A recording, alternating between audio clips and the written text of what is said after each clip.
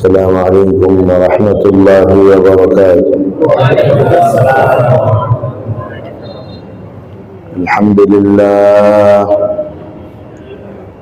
الحمد لله وحده والصلاة والسلام على من لا نبي بعده. أما بعد فأعوذ بالله من الشيطان الرجيم. بسم الله الرحمن الرحيم. سبحان الذي أسرى بعبده ليلا من المسجد الحرام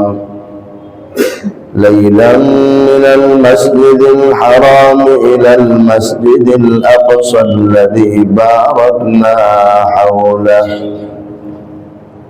لنريه من آياتنا إنه هو السميع البصير. آمنت بالله صدق الله مولانا العظيم وصدق رسوله النبي الأمي الكريم ونحن على ذلك لمن الشاهدين والشاكرين والحمد لله رب العالمين. سبحانك لا علم لنا إلا ما علمتنا إنك أنت العليم الحكيم. اللهم صل على محمد وعلى آل محمد كما صليت على إبراهيم وعلى آل إبراهيم إنك حميد مجيد. اللهم بارك على محمد وعلى آل محمد كما باركت على إبراهيم وعلى آل إبراهيم إنك حميد مجيد. محترم ইমানদার দিনী ভাইরা, আল্লাহ রাব্বুল আলামিনের দরবারে অসংখ্য গুণিত শুকর যিনি আমাদেরকে জুমার নামাজ আদায় করার জন্য তার ঘরে আসার বসার তৌফিক দান করেছেন। শুকর আদায় করে আলহামদুলিল্লাহ। ইমানি দিনী ভাইরা, রজব মাস শেষ হয়ে শাবান মাস শুরু হয়ে গিয়েছে। রজব মাস শেষ হয়ে শাবান মাস শুরু হয়ে গিয়েছে। শাবান এসে যাওয়ার অর্থই হলো এর পরের মাসের নামই রমজানুল মুবারক। রমজান মাস হলো মুমিনের ইবাদত করার মাস। এই মাসকে আল্লাহ তাআলা এত বেশি সুযোগ সুবিধা ইবাদতের ক্ষেত্রে দিয়ে রেখেছেন। একটি ফরজ ইবাদত করলে 70টি ফরজ ইবাদত করার সওয়াব দেওয়া হয়। একটি নফল ইবাদত করলে অন্য মাসের এক একটি ফরজের ইবাদতের সমান সওয়াব দেওয়া হয়। পুরা সময়টাই দোয়া কবুল হতে থাকে। আল্লাহ পাকের পক্ষ থেকে রহমত বরকত বর্ষিত হতে থাকে। এমন এক কল্যাণের মাস, অর্জন করার মাস আসতেছে। ওই মাসের জন্য আমাদের সবার প্রস্তুতি গ্রহণ করা দরকার। বান্দার তরফ থেকে আল্লাহর মহব্বত আর ভালোবাসা দিলের ভিতরে এইভাবে পোষণ করা দরকার যেন ইবাদতের মাধ্যমে আল্লাহ তাআলা এটা দেখেন যে না, বান্দা আল্লাহকে অনেক বেশি ভালোবাসেন, অনেক বেশি মহব্বত করেন। হুজুর আকরাম সাল্লাল্লাহু আলাইহি ওয়াসাল্লাম শাবান মাসে অনেক বেশি নফল রোজা রাখতেন। শাবান মাসে অনেক বেশি নফল রোজা রাখেন। আম্মা জান আয়েশা এবং অন্যান্য সাহাবীদের থেকে বর্ণিত, তারা আল্লাহ নবীকে বলছেন যে আল্লাহ নবী, আপনি তো রমজানের পরে অন্য কোনো মাসে এত বেশি রোজা রাখেন না, এটা শাবান মাসে রাখেন। নবীজি সাল্লাল্লাহু আলাইহি ওয়াসাল্লাম ইরশাদ করলেন, আসলে শাবান মাসে বান্দার আমল আল্লাহর কাছে পৌঁছানো হয়। আমি চাই আমার আমল এমন অবস্থায় পৌঁছানো হোক যে আমি রোজাদার। শাবান মাসে চাইলেও আমরা নফল রোজা রাখতে পারি, তবে রমজানের পূর্ব মুহূর্তে না, যে রমজানের 4-5 দিন আগ থেকে শুরু করা, এমনটা না। ওই সময় রোজা না রাখাটাই ভালো। এর আগ পর্যন্ত শাবানে রোজা রাখা ভালো। আর এই শাবান মাসে 14তম দিবাগত রাতকে বলা হয় লাইলাতুন নিসফি মিন শাবান, শবে বরাত। এই শবে বরাত নিয়ে আমাদের দেশে বিভিন্ন ধরনের কথা শোনা যায়। কেউ বলে শবে বরাত ইসলামে আছে, কেউ বলে ইসলামে নাই। ইসলামে নাই এটা তো ভুল কথা। গত বছর আলহামদুলিল্লাহ আমাদের হযরত মাওলানা মুফতি দিলওয়ার হোসেন সাহেব দাওয়াত বরকাতুম প্রায় 70টা কিতাব থেকে শবে বরাতের রেফারেন্স নিয়ে আলোচনা করেছিলেন। শবে বরাতের ফজিলত হইল যে মাগরিবের পর থেকে আল্লাহ তাআলার বিশেষ রহমত শুরু হয়ে যায়, সারা রাত ব্যাপী চলতে থাকে। যার মনে চায় নফল ইবাদত করুক, যার মনে চায় বাসায় ঘুমায় থাকুক, কোনো আপত্তি তো নাই। এটা নিয়ে মারামারি করার কি অর্থ আছে? নফল বিষয়। 2 নম্বরে মানুষ আল্লাহর স্মরণ করবে, নামাজ কালাম পড়বে, এতে বাধা দেওয়ার কি আছে? এখানে তো কোনো আনুষ্ঠানিকতার জন্য ডাকা হচ্ছে না। তো যাই হোক, শামসুল হক ফরিদপুর রহমাতুল্লাহ আলাইহি বলতেন, আরে এক শবে বরাতে যত মানুষ মসজিদে আসবে, সারাদিন মাইকিং করে এত মানুষ জমাইতে পারবো না। এরকম কয়েকদিন আগে আমাদের এখানে মাঠে মাহফিল হলো না, তো এটা তো মাইকিং করতে হয়েছে, অনেক লম্বা সময় নিয়ে পোস্টারিং করতে হয়েছে, জানাইতে হয়েছে, এলান করতে হয়েছে, এরপরে এই মানুষ, ঠিক না?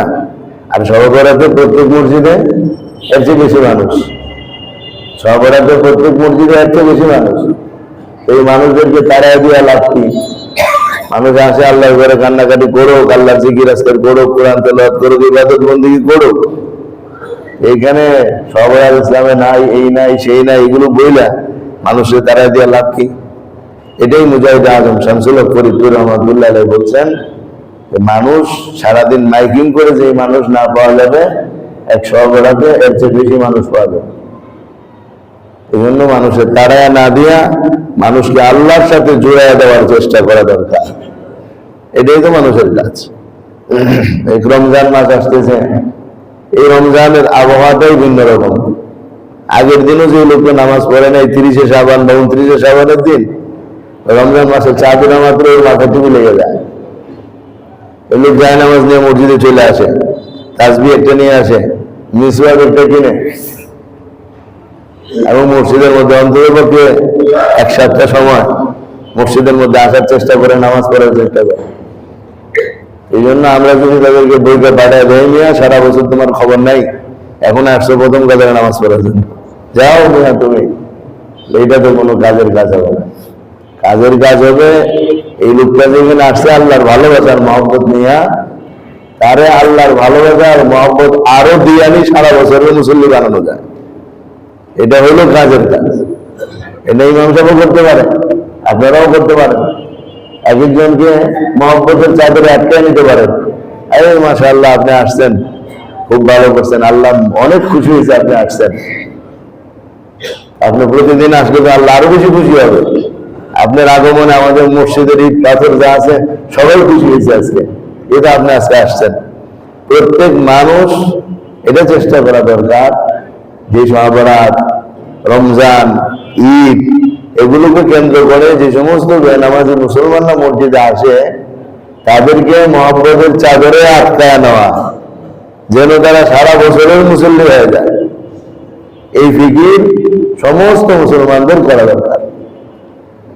তারা তো আসবে এখন, তাদের আগমনের সময়টা, এই সময় যেন আমরা তাদেরকে আটকাইতে পারি আল্লাহ মহব্বতে, আল্লাহ রসুলের মহব্বতে, যেন আমরা তাদেরকে আটকে নিতে পারি, এই চিন্তা আমাদের সবার করা দরকার। এইটাও আমাদের রমজানের একটা প্রস্তুতি ভাই। তাহলে নিজেই নামাজ পড়লাম, ইবাদত বন্দেগী করলাম, আমাদেরকে তো আল্লাহ ওই উম্মত বানায় পাঠান নাই যে শুধু নিজে নিজে করবো সব, বরং আমাদেরকে এমন এক উম্মত বানায় পাঠাইছেন যে আমরা নিজেরা ইবাদত করবো, মানুষদেরকে ইবাদতের দিকে ডাকবো। এরকম উম্মত বানায় আল্লাহ আমাদেরকে পাঠাইছেন, যার কারণে আমাদের নবীজিকে আল্লাহ মাত্র নবুয়তের বয়স দিয়েছেন 23, আর নবুয়তের সময়কাল দিয়েছেন সেই কিয়ামত পর্যন্ত। নবুয়ত পাইছেন মাত্র 23 বছরের সময়, আর এই নবুয়তের মেয়াদকাল একেবারে কিয়ামত পর্যন্ত চলতে থাকবে। এত অল্প সময় দাওয়াতের কাজ নবীজি করলেন, আর কিয়ামত পর্যন্ত এই দাওয়াতের কাজ চলতে থাকবে। এর মানে হলো যে নবীজি যে কাজ করছেন, এই কাজ আপনাকে, আমাকে, আলেম সাধারণ সবাইকেই করতে হবে। তাইলেই সারা পৃথিবীতে দিন টিকে থাকবে এবং সমস্ত মানুষ আল্লাহর মহব্বতে আটকা পড়ে যাবে। এই জন্য আমার ভাইরা, আমরা এইভাবেও প্রস্তুতি নেই যে সাহাবারা তরফ থেকে আমরা বিশেষভাবে এই কাজটা শুরু করবো। নতুন নতুন কে এলাকার মধ্যে নামাজে আসলো, ওরে মহব্বত আর ভালোবাসার চাদরে আটকে রাখবো, যেন সে রমজানেও আমাদের সাথে থাকে, রমজানের পরেও আমাদের সাথে থাকে, এবং আল্লাহর ঘরে নামাজের মধ্যেই যেন সে থাকে। কোনো ব্যক্তির দিকে না, কোনো দলের দিকে না, কোনো বিশেষ ফেরকার দিকে না, তাকে আমরা বন্দী করব আল্লাহর দিকে, আল্লাহ রসুল সাল্লাল্লাহু আলাইহি ওয়াসাল্লামের সুমহান চরিত্রের আদর্শের দিকে। এইভাবে যদি আমরা কাজ করি, ইনশাআল্লাহ আশা করা যায় এই রমজানে যে সমস্ত মানুষরা মসজিদমুখী হবে, আমরা তাদেরকে দিনমুখী বানাইতে চেষ্টা করব। আল্লাহ আমাদের সবাইকে তাওফিক দান করে। এই জিম্মাদারি একক কোনো ব্যক্তির না ভাই, এই দায়িত্বটা একক কোনো ব্যক্তির না। কুল হাদিহি সাবিলি আদউ ইলাল্লাহ আলা বাসীরাতিন আনা ওয়া মান ইত্তাবা'আনি। আল্লাহ তাআলা আল্লাহ নবীকে দিয়ে কুরআনুল কারীমের আয়াতে বলতে বলছে যে বলেন এটা আমার রাস্তা, যে দাওয়াত দেওয়া মানুষকে বলেন এটা আমার রাস্তা, হাদি সাবিলি আদউ ইলাল্লাহ, এটা আমার রাস্তা। আলা বাসীরাতিন, আমি মানুষকে দাওয়াত দিই আল্লাহর দিকে বুঝে শুনে, এটা আমার কাজ। আনা ওয়া মান ইত্তাবা'আনি, এই কাজটা আমি করি, আর যারা আমার ইত্তেবা করে, অনুসরণ করে, আমাকে মানে, এটা তাদেরও কাজ, এটা তাদেরও কাজ। আলেমদেরকে নবী সাল্লাল্লাহু আলাইহি ওয়াসাল্লাম নবীর ওয়ারিস ঘোষণা করছেন, নবীর ওয়ারিস, নবীর ইলমের ওয়ারিস, নবীর আমলের ওয়ারিস, নবীর ব্যথার ওয়ারিস। কিন্তু দাওয়াতের কাজ এটা সবার, এটা একতরফা শুধু আলিম দেন না, তবলিগ ওয়ালা দেন না। এটা যে তবলিগ ওয়ালা তারও, যে তবলিগ ওয়ালা না তারও, এটা যে তবলিগ বিরোধী মুসলমান এটা তারও কাজ। এই জন্য এটা তবলিগের কাজ, এটা সবার কাজ। আর এটা বড় তবলিগ যে যাই আসুক, আসুক বা না আসুক, আমাদের আনা দরকার, বোঝানো দরকার। এই রমজানের একটা ইমেজ তৈরি করা, রমজানের একটা পরিবেশ তৈরি করা, এটা আমাদের জন্য গুরুত্বপূর্ণ একটা কাজ। রমজান মাসে দোকানপাট, হোটেলগুলো খোলা থাকে, পর্দা দিয়ে খাওয়ানো হয়। শুধু মুসাফির না, স্থানীয় লোকেরাও খেতে থাকে, স্থানীয় লোকেরাও খেতে থাকে। এটাতে গুনাহের কাজ হয়, সহযোগিতা হয় কাদের, যারা সুস্থ সবল এমন মানুষদের খাবারের ব্যবস্থা করে দেওয়া রমজান মাসে দিনের বেলা, এটা গুনাহের কাজ হবে না? এটা তো গুনাহের কাজ হবে। তাকে সাহায্য করা হলো, হ্যাঁ তুমি রোজা রাখলে না, তোমাকে ধন্যবাদ, তোমার খাবারের জন্য আমাদের হোটেল খোলা, আসো তুমি খাও, এটা তো তাকে ধন্যবাদ দেওয়া হলো। এই জন্য যাদের হোটেল আছে, দোকান আছে, চায়ের দোকান, ওনাদের উচিত হবে এগুলো বন্ধ রাখা, অথবা এই চার ব্যবস্থাই না রাখা। কেন রমজানের দিনের বেলা কোনো চা বিক্রি হবে না, রমজানের দিনের বেলা সাধারণ মানুষদের খাবারের জন্য কোনো খাবারই তৈরি করা হবে না। এগুলো রমজানের প্রস্তুতি ভাই, আল্লাহ আমাদের বুঝার তৌফিক দান করে। আমরা গত সপ্তাহে মেরাজের আলোচনা করতেছিলাম। মেরাজের আলোচনা আমরা এসেছিলাম যে হুজুর আকরাম সাল্লাল্লাহু আলাইহি ওয়াসাল্লাম সিদরাতুল মুনতাহায় গিয়ে পৌঁছেছেন।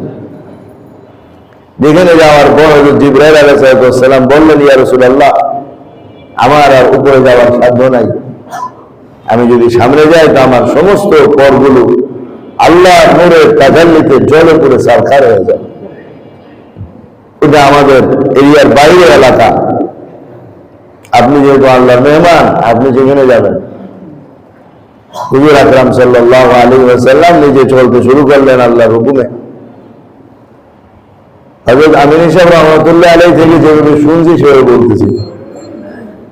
কোন কোন বর্ণনা সম্পর্কে কোন কোন কিতাবে এরকম আছে যে এই বর্ণনাটা সঠিক না, এটা জাল বর্ণনা। তো ওইখানে যেগুলো হুজুর বলেছেন আমি সেগুলো বলতেছি। আল্লাহ তাআলা আমাদেরকে ভুল বলা থেকে আল্লাহ তাআলা আমাদেরকে হেফাজত করে। তো হুজুর বলে যে কথা যে যাইতে গিয়ে ৭০,০০০ নূরের পর্দা অতিক্রম করেছেন। এরপরে রফ রফ নামে একটি বাহন আল্লাহর হুকুমে নবীজির সামনে আসলো। আল্লাহ নবী সেই বাহনে আরোহণ করে চললেন। এই সময় নবীজি একটা আওয়াজ শুনলেন। কে যেন বলছে, ইয়া মুহাম্মদ কিফ ফাইন্না রাব্বাকা ইউসাল্লি। হে মুহাম্মদ, থামুন, আপনার রব আপনার উপর সালাত করবে। ইউসাল্লি মানে সালাত করা। এখন আল্লাহ সালাত করবে, এটা কেমন অর্থ নিবে? কুরআনুল কারীমে আছে, ইন্নাল্লাহা ওয়া মালাইকাতাহু ইউসাল্লুনা আলান নবী। আল্লাহ ফেরেশতা নবীর উপর সালাত করে। ইয়া আইয়ুহাল্লাযীনা আমানু, হে মুমিনরা, সাল্লু আলাইহি, তোমরাও নবীর উপর সালাত করো। সালাত আরবি শব্দ, সদ দিয়া, সিন দিয়া না। এই সালাতের অর্থ কি? সালাতের অর্থ হলো ইন্নাল্লাহ, আল্লাহ সালাত করেন। আল্লাহ সালাত করার অর্থ হলো আল্লাহ তাআলা বিশেষভাবে রহমত নাযিল করেন। এটা হলো আল্লাহ সালাতের অর্থ। ওয়া মালাইকাতুহু, ফেরেশতারা সালাত করে, নবীর উপর ফেরেশতারা সালাত করে। এটার অর্থ হলো নবীর জন্য ফেরেশতারা দারাজাত বুলন্দি, আল্লাহ নবীর মর্যাদা আরো বাড়ানোর জন্য আল্লাহর কাছে দোয়া করে। ইয়া আইয়ুহাল্লাযীনা আমানু, হে ঈমানদাররা, তোমরাও সালাত করো। আমাদের সালাত করার অর্থ হলো আমরা নবীর উপর দরুদ শরীফ পড়ব। এই হলো তিনজনের সালাতের তিন অর্থ। তিন সালাতের এক অর্থ না। তাহলে আল্লাহর দরুদ পড়া লাগবে। যদি এই অর্থ নেই আমরা, তো আল্লাহ দরুদ পড়লে কি হবে? রহমত বর্ষণ করবে কে? তো আল্লাহ দরুদ পড়বে না, আল্লাহ রহমত বর্ষণ করবে। ফেরেশতারা দরুদ পড়বে না, ফেরেশতারা নবীর জন্য দারাজাত বুলন্দির জন্য দোয়া করবে। আর কীট পতঙ্গ, দুনিয়ার যত মাখলুক আছে, এরাও নবীর উপরে সালাত করে। এর অর্থ হলো এরা সব নবীর জন্য আল্লাহর কাছে দারাজাত বুলন্দির দোয়া করে এবং আমাদের জন্য যখন হবে তখন এরা আমাদের জন্য ইস্তেগফার করে আল্লাহর কাছে মাফ চায়। তা আমার ভাই, আমার দোস্ত, সালাতের এক এক জায়গায় এক এক অর্থ নিতে হয়, যেটা হাদিস শরীফের দ্বারা, সাহাবাদের আমলের দ্বারা এবং আরবি ভাষার দ্বারা সেটা প্রমাণিত। তো যাই হোক, নবীজি সাল্লাল্লাহু আলাইহি ওয়াসাল্লাম এটা শুনলেন, এরপরে দাঁড়ালেন। তো ওই সময় আল্লাহ নবী সাল্লাল্লাহু আলাইহি ওয়াসাল্লাম বললেন, আত-তাহিয়াতু লিল্লাহি ওয়াস সালাওয়াতু ওয়াত-তাইয়্যিবাত। আমার মৌখিক, জাগতিক, মৌখিক এবং আমলি যত ইবাদত আছে, সব ইবাদত আল্লাহ তাআলার জন্য। তো আল্লাহ তাআলা বললেন, আসসালামু আলাইকা আইয়ুহান নাবিয়্যু ওয়া রাহমাতুল্লাহি ওয়া বারাকাতুহু। হে নবী, আপনার উপর আমার সালাম, আমার রহমত, আমার বরকত বর্ষিত হোক। নবীজি পাল্টা জবাবে বলেন, আসসালামু আলাইনা, আমার উপর শুধু একা না, আমার সমস্ত উম্মতের উপর আপনার রহমত শান্তি বর্ষিত হোক। ওয়া আলা ইবাদিল্লাহিস সালিহিন, এবং আল্লাহর যত নেককার বান্দা আছে তাদের সবার উপর রহমত শান্তি বর্ষিত। এখানে আল্লাহ তাআলা বলছিলেন শুধু আপনার উপর, নবীজি বলছেন আমার সমস্ত উম্মত এবং নেককার বান্দাদের উপর। তো বুজুর্গানে দিন বলেন এই কথা, আগে দেখেন আল্লাহ নবী কোথায় যখন সিদরাতুল মুনতাহা পার হয়ে আল্লাহর বিশেষ জায়গাতে আল্লাহ নবী পৌঁছে গেছেন, সেখানে গিয়েও তিনি উম্মতের কথা বলেন নাই, সেখানেও তিনি উম্মতের কথা মনে রাখছেন যে আল্লাহ তো বলছেন রহমত মাগফিরাত আপনার উপর, এটা তো সবাই একটা নবীর জন্য হবে। এই জন্য নবী সেখান থেকেও তাকে ভাগ করে নিয়ে আসছেন যে না, আমাদের সবার উপর আপনার রহমত, আপনার বরকত। এই আল্লাহ এবং নবীর কথা সিদরাতুল মুনতাহা থেকে ফেরেশতারা শুনতেছিল। তারা সেখান থেকে বলল আশহাদু আল্লা ইলাহা ইল্লাল্লাহ আশহাদু আন্না মুহাম্মাদান আবদুহু ওয়া রাসূলুহু। এই যে তাশাহুদের পূর্ণতা, এখান থেকে তাশাহুদের পূর্ণতা লাভ হয়। এই একটা কথার জায়গার মধ্যে বর্ণিত আছে, কেউ কেউ বলছেন এই রেওয়ায়তটা ঠিক না, কিন্তু আমাদের হুজুর সেদিন এই রেওয়ায়তটা পড়ছেন। ঠিক কি ঠিক না সেই গবেষণা, সে বিচার আমি করতে যাই নাই, যেহেতু বর্ণিত আছে সেহেতু আমি আপনাদেরকে শোনালাম। যেমন একটা রেওয়ায়ত এই জায়গার মধ্যে বর্ণিত আছে। আর আমিন সাহেব রহমতুল্লাহ বলার সময় বলছেন, হযরত আল্লামা মুল্লা আলী কারি রহমতুল্লাহ আলাইহি, যিনি হাদিসের একজন বিশেষজ্ঞ ছিলেন, মিশকাতুল মাসাবির বিরাট ব্যাখ্যা গ্রন্থও করেছেন, তিনি এই রেওয়ায়তটাকে তার কিতাবে স্থান দিয়েছেন। আল্লাহ তাআলা সঠিক জানেন, আল্লাহ আমাদের ভুল থেকে হেফাজত করেন। এরপরে আল্লাহ নবী সাল্লাল্লাহু আলাইহি ওয়াসাল্লাম আরো সামনে গেলেন, আল্লাহর সাথে একদম আল্লাহ পাকের কাছে গেলেন। কতটুকু কাছে গেলেন? সূরাতুল নাজমের মধ্যে আল্লাহ তাআলা বলেন ফাকানা কাবা কাউসাইন আও আদনা সুম্মা দানা ফাতাদাল্লা ফাকানা কাবা কাউসাইন আও আদনা। তিনি কাছে হলেন, আরো কাছে হলেন, এত কাছে হলেন যে দুই ধনুকের মাথা, ধনুকের দুই মাথা যেমন, ধনুকের দুই মাথা যেমন ঠিক তদরূপ কাছে হলেন। ধনুকের মাথা আপনি মিম্বরটাকে নিতে পারেন। ধনুক, তীর, তীর তো আমাদের অনেকেই জানে না তীর যে কেমন, যুবকরা বলতেই পারবো না। তো তীর হলো এরকম গোলাকার একটা জিনিস, একটা বলে বাঁশের চিকন কঞ্চি, এটা কিন্তু বাঁকা করে এইভাবে দুই মাথার মধ্যে রশি লাগায়, এটা করে তীর, তীর ধনুক। এই দুই মাথা যতটা কাছে, ঠিক এর চেয়ে বেশি তিনি কাছে হয়ে গেলেন। সেদিন বললেন আল্লাহ তাআলা তখন বলছেন আমাদের নবীজি সাল্লাল্লাহু আলাইহি সাল্লামকে, হে নবী, আমি আপনাকে কোন উপাধিতে ভূষিত করবো বলেন?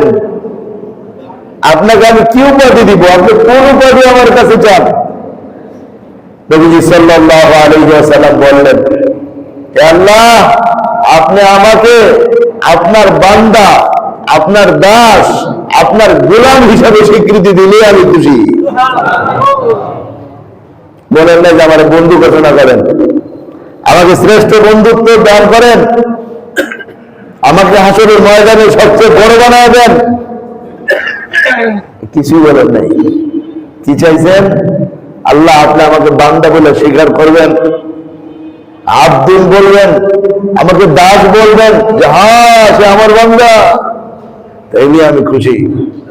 বুঝাইয়া দিলেন রাসূল পাক সাল্লাল্লাহু আলাইহি ওয়াসাল্লাম আল্লাহর কাছে পদবি নেওয়ার জন্য সবচেয়ে বড় পদের নাম হলো আব্দুল, দাস হওয়া, আল্লাহর বান্দা হয়ে যাওয়া।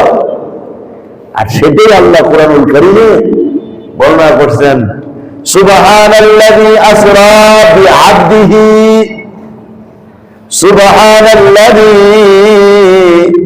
আসরা বিআবদিহি লাইলাম মিনাল মাসজিদিল হারাম ইলাল মাসজিদিল আকসা।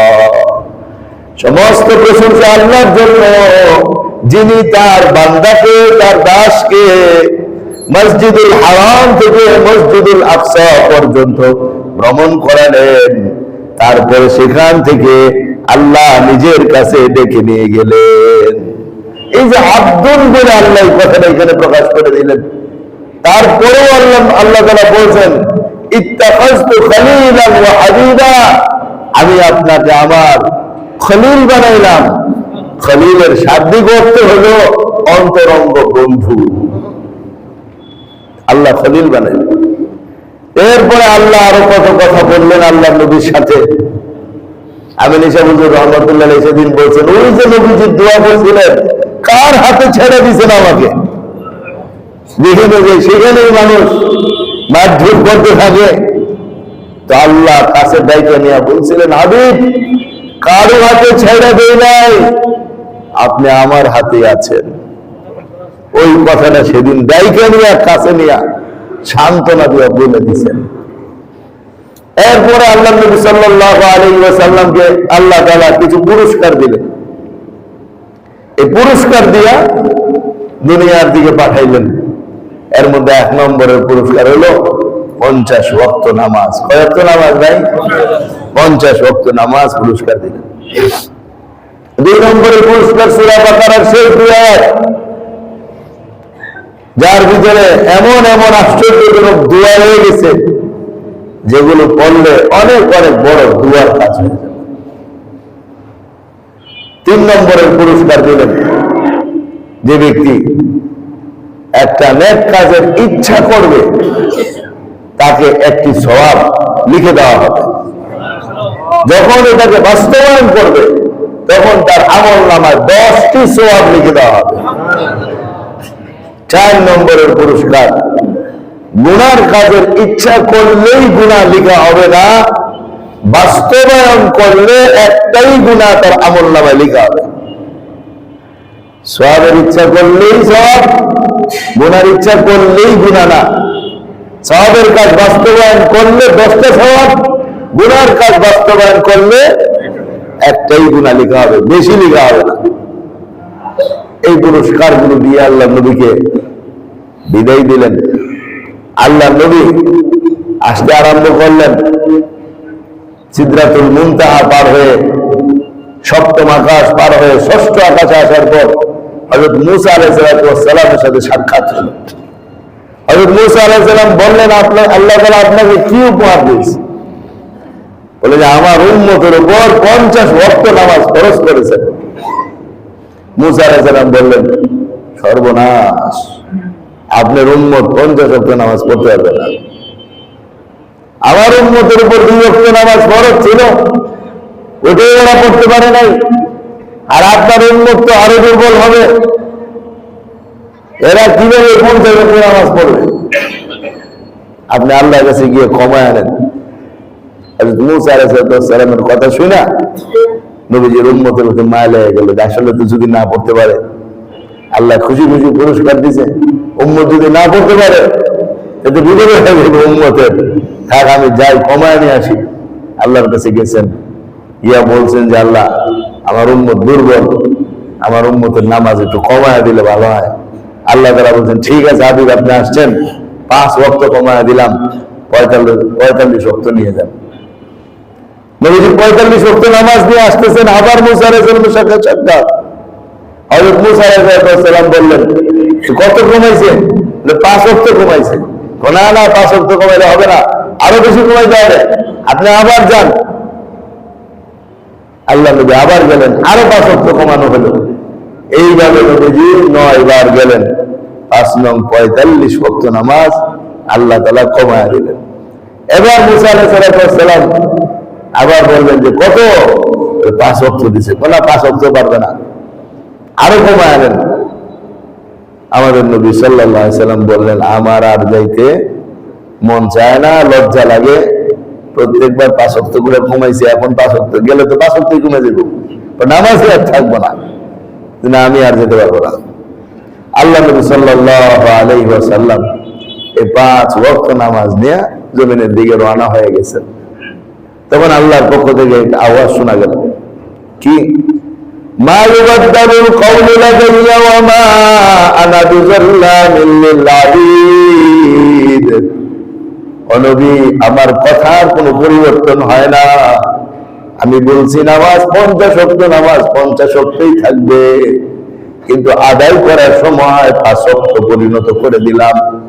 সওয়াব দেওয়ার ক্ষেত্রে 50 ওয়াক্তের সওয়াব, আর বাস্তবায়ন করার ক্ষেত্রে 5 ওয়াক্ত, আপনার যে উম্মত দৈনিক 5 ওয়াক্ত নামাজ ঠিকঠাক মতো আদায় করবে, আমি আল্লাহ তার উপরে 50 ওয়াক্ত নামাজের সওয়াব দিয়ে দিব।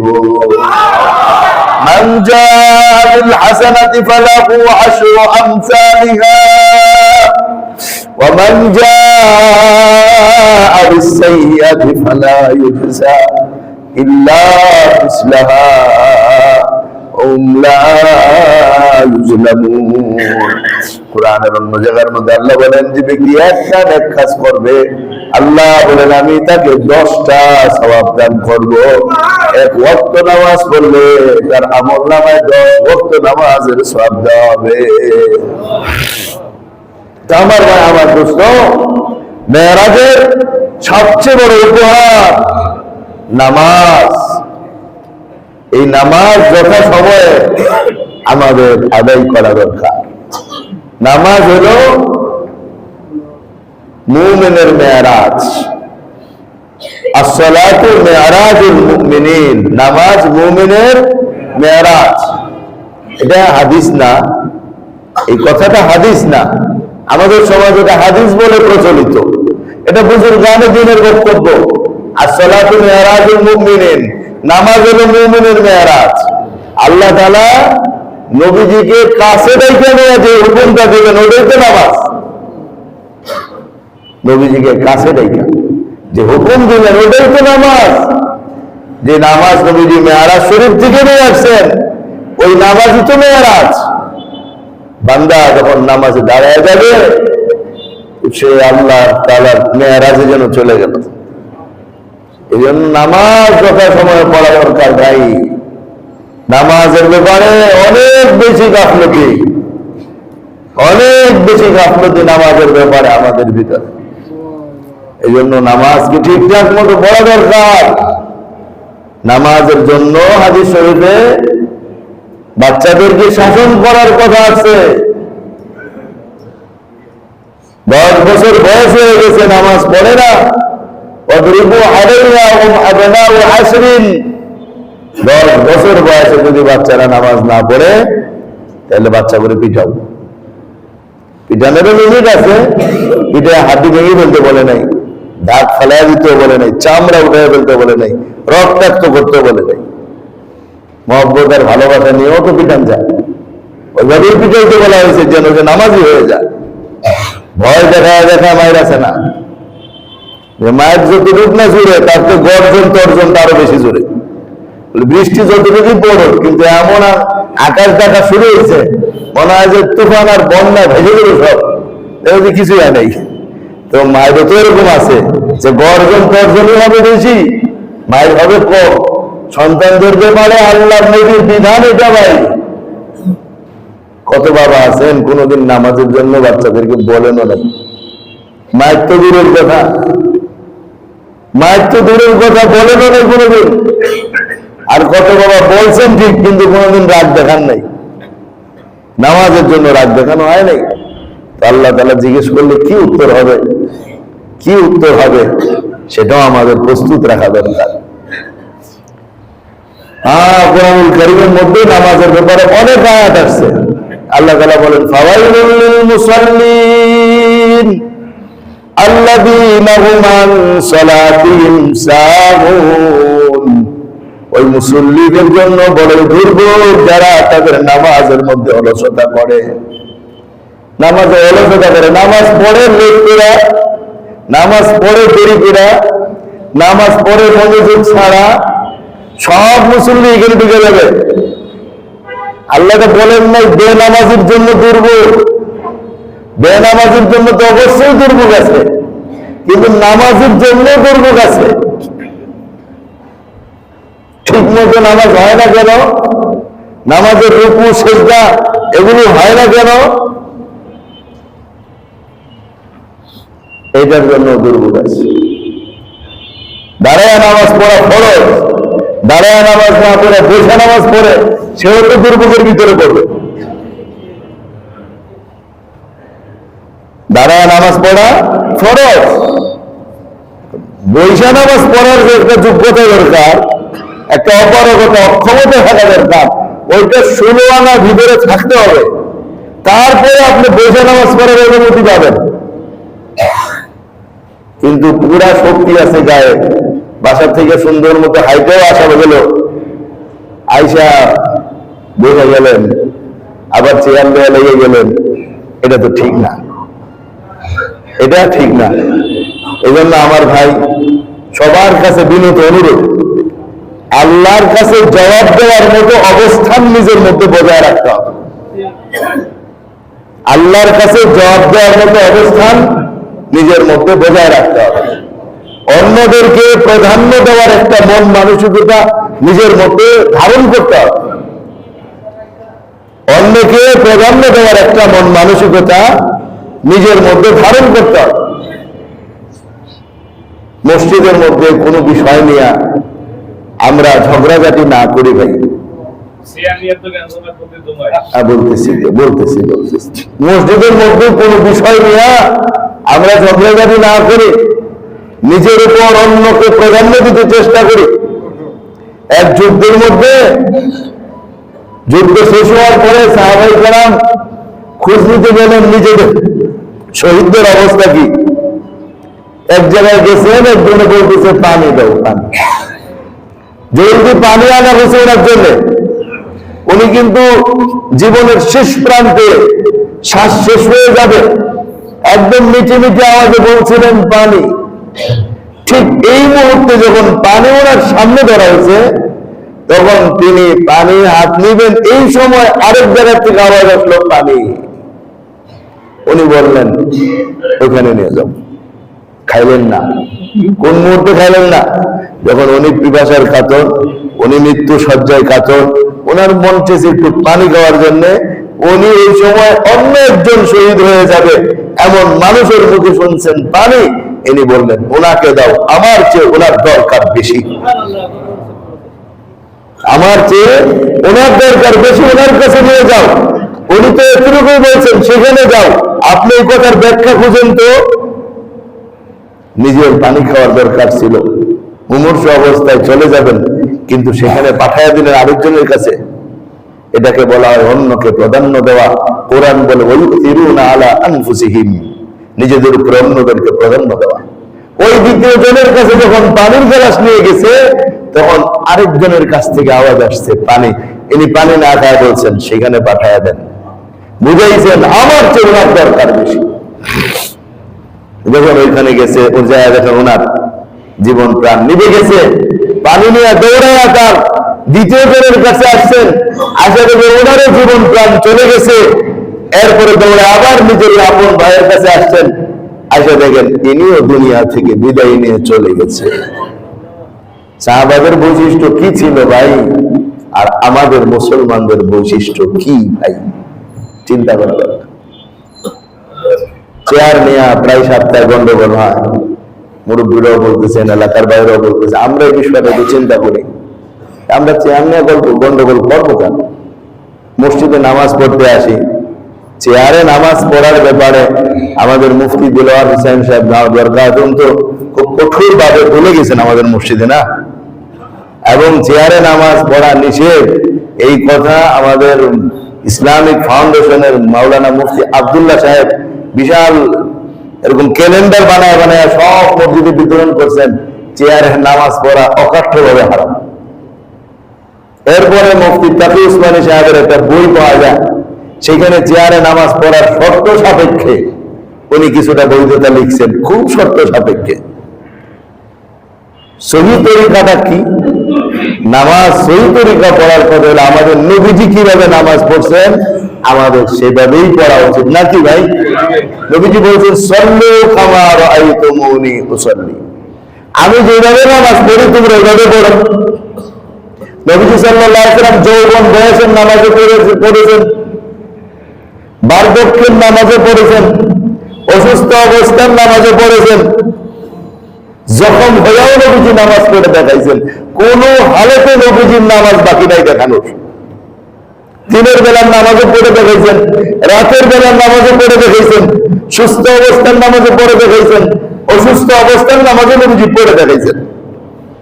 কিন্তু আমার ভাই, আমার দোস্ত, নবীজির জীবনে চেয়ারে বসে নামাজ পড়ার একটা হাদিসও নেই, একটা হাদিসও নেই।